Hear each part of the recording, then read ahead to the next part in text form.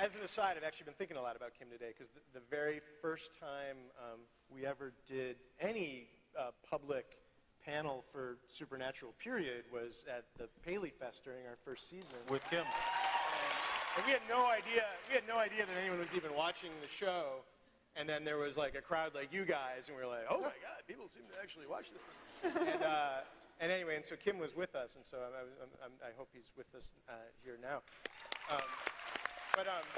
Do you miss Soulless Sam, or are you glad he's gone?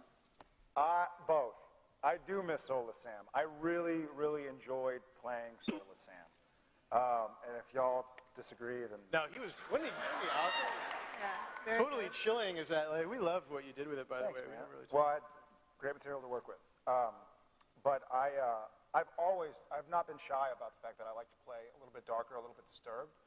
I've had a wonderful time as Sam, and he's disturbed enough. But I did have a fun time kind of playing with, I guess, what the writers have been playing with, what is a soul, where does it reside, what's its influence on your personality and your decisions. So I had a great time. I'm happy to be back, but I do miss the little guy. And I have to read this question just because it's the best phrasing ever. You know, and we talked a little bit about this backstage, but for the fans, Jensen, do you think that Dean is finally getting back to his usual self now that Sam is all soulful Care Bear again?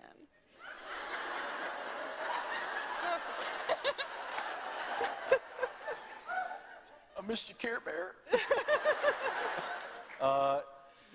Yes, I do, and it was kind of a relief for me, because for the first half of the season, it was difficult, you know, to build a relationship with not only the actor but with a character for 5 years, and then to have that relationship severed, but then still have to work with that person was very difficult for me as an actor too. I mean, and it's a testament to what Jared was doing. I thought he was doing great as Soulless Sam, but he wasn't playing the character that I'm used to working with.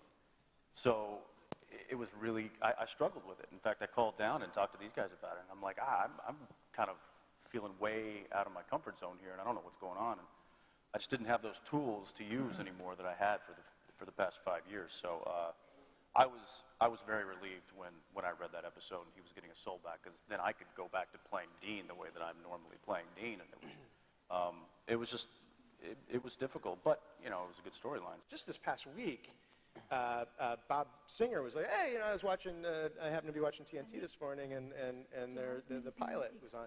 I was like, oh God, that scene where they walk to the Impala.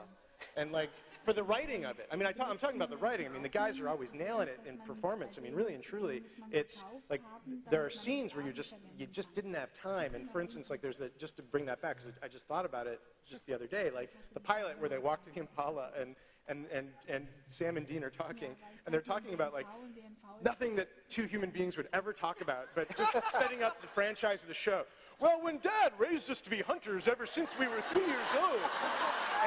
And the other one's like, I know. And the other one's like, and then he always had us fighting after the creature that took Mom, and he never raised us properly. And I always wanted the other one to be like, I know, who are you talking to? But it's not me, because I know all this information. And so what third party are you giving this exposition to? So anyway, you're never happy with at least on the writing side, with all of it, and like look at it. What if it's 6 years later, and like you can tell, like I'm not over it. So in the first episode that Castiel shows up in, he's trying to communicate with Dean, and in so doing, his voice, his angelic voice, is exploding television sets and breaking windows. And so I, consummate guest star that I am, thought, oh, you know, I'm going to do this really deep, gravelly, kick-ass kind of window-breaking voice.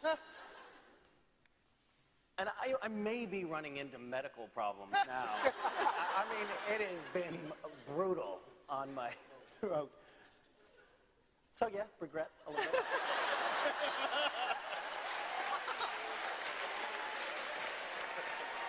You know, what would be nice is if somehow Castiel like has a tank of helium with him, and then he just talks like I do normally. You know, I think you should talk like Some way to justify Castiel it. from French Mistake. Hello. I remember when we filmed that scene too, and he came in, and this was the first time I'd worked with him, and he went into this voice and this spiel, and after the first take, I turned to our camera department, and I just went, "What is he?"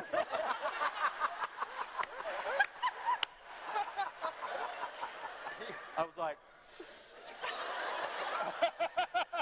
"Did he audition?"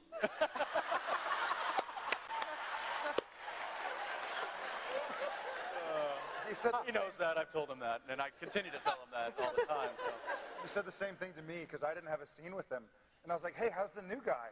He's like, Really nice. He's What the hell is he doing on camera? he's strange. Like it was never bad because he's not a bad actor, obviously. He's like he's really strange. And so we'd walk past him, and he's like, "I think he's in character. Look." So, and were you?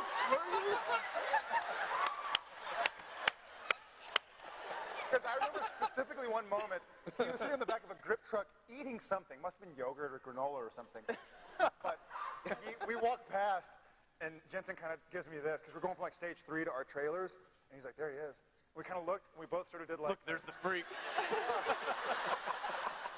And I was like, but Misha has a very pensive look about him if he's just relaxing. So I was like, yeah, looks like he's thinking or something. and or on the toilet. Yeah. Or both. But I will say that his consistency in that character has been... His saving grace. It has. And it's really grown on me. Nice job, buddy.